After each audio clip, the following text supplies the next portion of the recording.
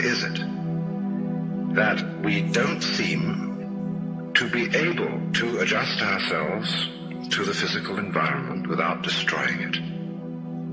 Why is it that in a way this culture represents in a unique fashion the law of diminishing returns, that our success is a failure, that we are building up, in other words, an enormous technological civilization which seems to promise the fulfillment of every wish almost at the touch of a button. And yet, as in so many fairy tales, when the wishes finally materialize, they're like fairy gold. They're not really material at all.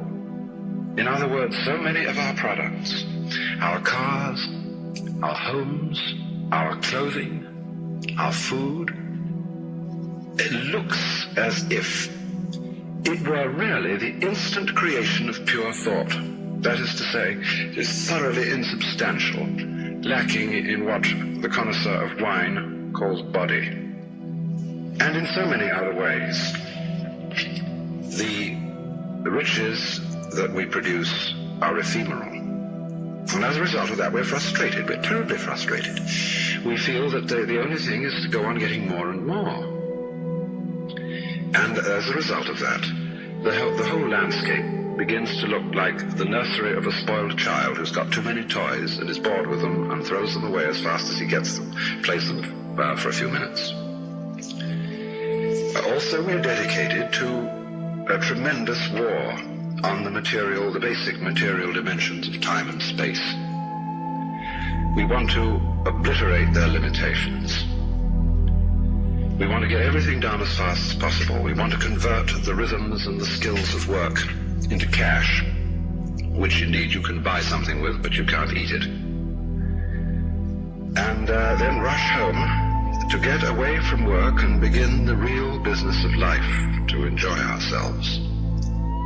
You know, for the vast majority of American families, what seems to be the real point of life, what you rush home to get to, is to watch an electronic reproduction of life. You can't touch it. It doesn't smell, and it has no taste. You might think that people getting home to the real point of life in a robust material culture would go home to a colossal banquet or an orgy of lovemaking or a riot of music and dancing. But nothing of the kind. It turns out to be this purely passive contemplation of a twittering screen. You see mile after mile of darkened houses with that little electronic screen flickering in the room. Everybody isolated, watching this thing, and thus in no real communion with each other at all.